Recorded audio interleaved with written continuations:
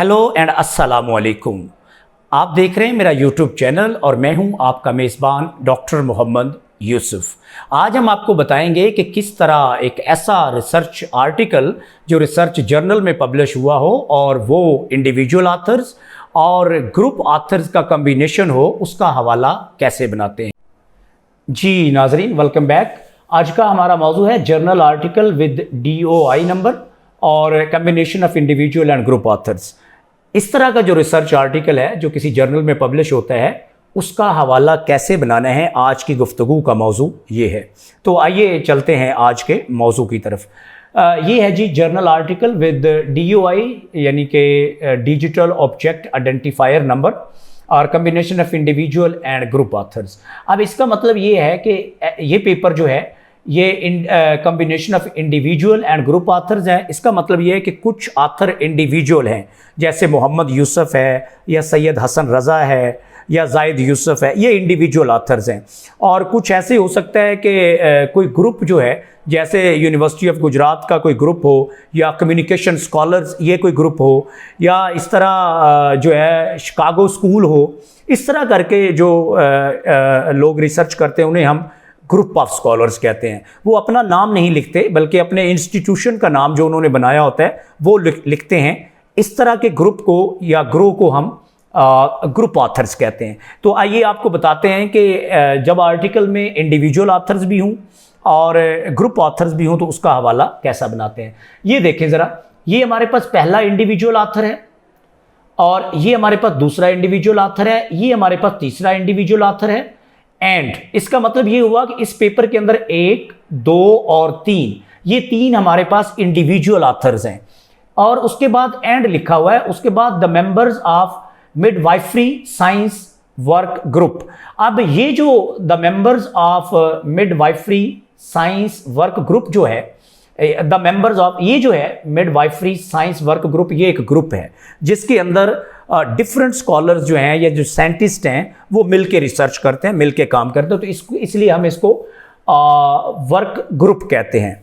तो ये सारा जो है ये ग्रुप ऑफ ऑथर्स हैं। इसके अंदर हो सकता है 2, 3, 4, 5 या 20 या 21 या इससे ज़्यादा भी ऑथर्स मिलके काम करते हो, इसलिए हमने यहाँ पे उसको मिडवाइफरी साइंस वर्क ग्रुप जो है वो लिख दिया है। और उसके बाद वही प्रोसेस है, उसके बाद डॉट आएगा और फिर ये देखें 2013। इसका मतलब है कि ये जो वर्क है, ये जो रिसर्च पेपर है, ये 2013 में पब्लिश हुआ है।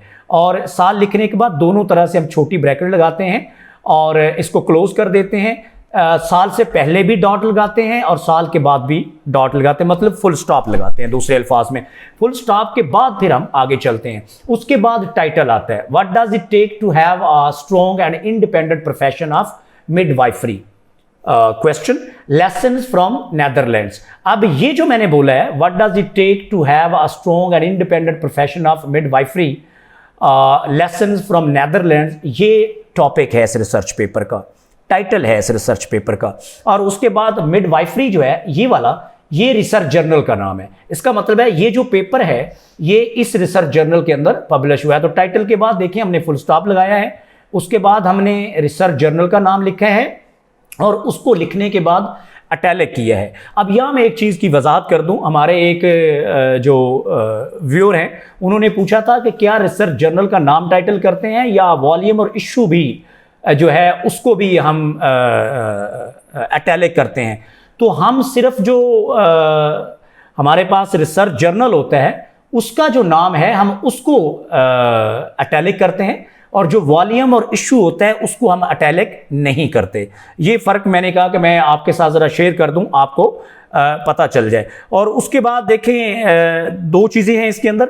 एक हमारे पास ये 29 है, इसको हम कहते हैं ये वॉल्यूम नंबर है। और उसके बाद ये मैंने थोड़ी सी स्पेस दी, मैंने कहा कि मैं आपके सामने ज़रा इसकी वजाहत कर दूं, डेमोस्ट्रेट कर दूं। ये रिसर्च जर्नल का टाइटल है ये वाला, और उसके बाद देखिए कॉमे के बाद ये वॉल्यूम नंबर है और ये छोटी ब्रैकेट जो है दोनों तरफ बंद है, उसके अंदर ये जो 10 है ये इशू नंबर है। तो हम सिर्फ रिसर्च जर्नल का जो टाइटल है उसको हम अटैलिक करते हैं, जो वॉल्यूम नंबर और इशू नंबर है उसको हम अटैलिक नहीं करते हैं। और उसके बाद कॉमा लगा हुआ है और ये देखें पेज नंबर्स हैं। 1122 से लेके, ये देखें मैं इसको आपके सामने डेमोन्स्ट्रेट कर रहा हूँ ताकि आपको पता चल जाए। इसका मतलब ये हुआ कि 1122 से लेके 1128 ये जो सफ़ात हैं मिडवाइफरी रिसर्च जर्नल के, उन पर ये जो पेपर है जिसका टाइटल है what does it take to have a strong and independent profession of midwifery lessons from Netherland, ये पब्लिश हुआ है। उसके बाद हमने क्या किया है, फुल स्टॉप लगाया है।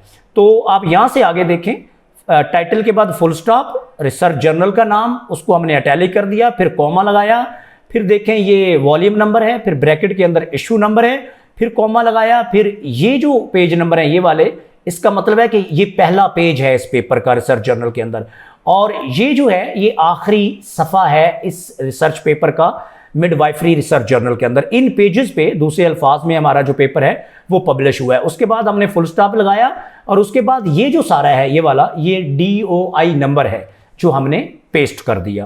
तो ये नाजरीन प्रोसीजर है कि जर्नल आर्टिकल जिसका DOI नंबर हो और वो कम्बिनेशन ऑफ इंडिविजुअल और ग्रुप ऑथर्स हो, उसका हवाला हम कैसे बनाते हैं, ये उसकी वजाहत है।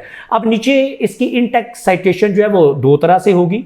पैरेंथेटिकल साइटेशन है कि हम आर्गूमेंट पहले लिखते हैं, उसके बाद पैरेंथेसिस के अंदर हम जो है साइटेशन करते हैं, उसे हम पैरेंथेटिकल साइटेशन कहते हैं। और आप ये देखें फर्स्ट ऑथर है और उसके बाद हमने एट ऑल लिखा है, उसके बाद फुल स्टॉप लगाया है, और फिर ये जो कॉमा लगाया है ये हमने साल को और ऑथर्स को अलग करने के लिए लगाया है। और इसी तरह ये नैरेटिव साइटेशन है।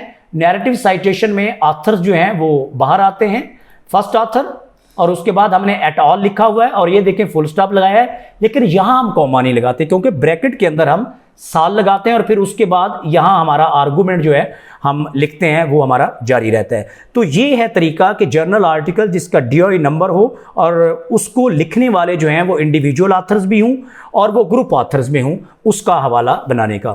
उम्मीद है आपको ये गुफ्तगू पसंद आई होगी। अल्लाह हाफिज़। Please don't forget to like, share and subscribe my YouTube channel so that you can get my forthcoming lectures in time.